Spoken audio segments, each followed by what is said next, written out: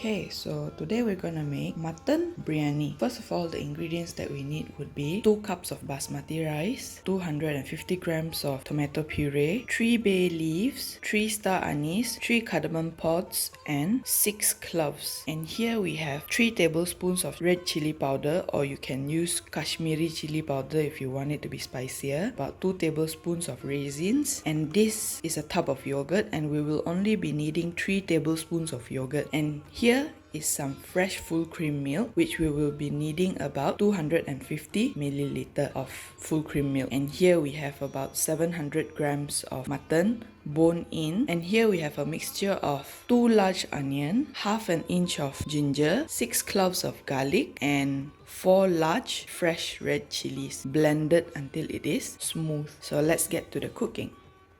Alright, so here we have about 2 tablespoons of ghee and 2 tablespoons of vegetable oil mixed together and let it heat up. So once it bubbles up like this, we can insert our biryani masala, which is this mixture of spices here. So we'll just let it cook for a while until you see it starts bubbling and releasing some fragrance. Then only you insert our blended onions, ginger and garlic and chili. Right, so now we just have to give it a good stir. So we'll just continuously stir this until its raw smell has all gone off. So this would take about 5 to 10 minutes time until the raw smell has all gone off. Alright, so our paste has been stir-fried nicely. So now is our time to put in our next ingredient, which is our tomato puree. So just pour them all in and make sure none is left, and give them a good stir. Okay, so now we can see the luscious red color of the tomato and onion paste. Next thing, we need to insert our chili powder. So this is our chili powder here. So just pour them all in. The chili powder you can adjust according to your preference of spiciness. So if you like it spicier, you can add in more chili powder. Or else you can just put about 1 tablespoon or 2 tablespoons. That would be fine. So we just continue stirring them until they are well mixed. Let it sit to fry for about another 2 more minutes. Okay, so now you can see there's oil coming out of our paste, meaning to say we can add in the next ingredients. Okay, so before we add in our main ingredients, we need to put in about 2 tablespoons of salt. Give it a good stir. Next is our yogurt. Right, so we will need about 3 tablespoons of yogurt. 1, 2, and 3. Right, so now we just give it a good stir until they are all well mixed. Okay, so now we can insert our next ingredient, which is our mutton. So here's our mutton. Just pour them all in. Give it a good stir. Make sure that they are well coated with the paste, biryani paste that we have made. Okay, so now at this point we do not want to add any water in, because we do not want our biryani to taste watery or not rich in taste. So the next thing to insert is our milk. Here's our milk. And now just give it a good stir to make sure that they are well coated.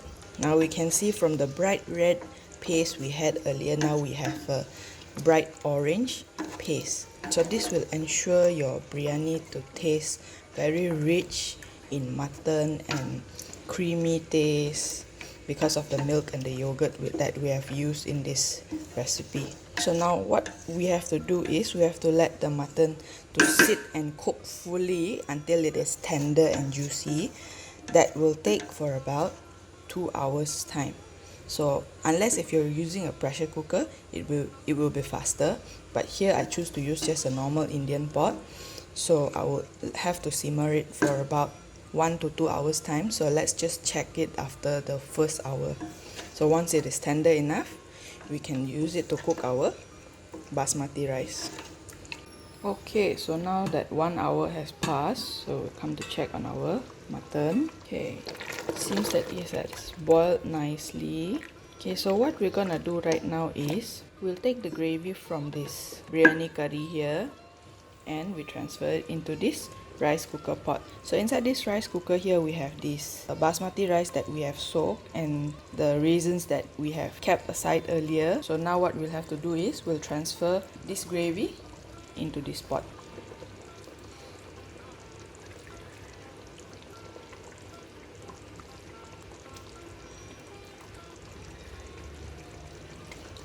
Okay, so that's about 8 full scoops of biryani gravy into the rice cooker.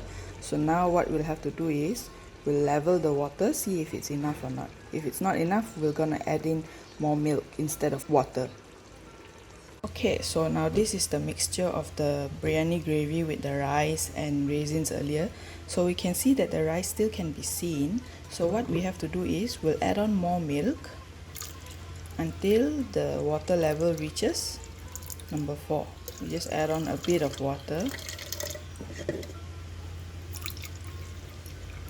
Alright, so there you can see number 4 earlier there was visible, now it's no longer visible. So to 2 cups of basmati rice that you have soaked, the water level must reach until number 4 on your rice cooker, which means it will be about first line of your index finger. After giving it a good stir, if you just want to make sure, you can put in your finger until it reaches the rice. So once you take it out, it's about first line of the index finger. So you know it's already done. So next thing we'll need to do is put in some coriander leaves. If you do not have coriander leaves, it's fine. You can just cook it in the rice cooker straight away without the coriander leaves. But if you have it, you can put it. And you can put some mint leaves as well if you would like to. Okay, so this is how the rice will look like once it's cooked.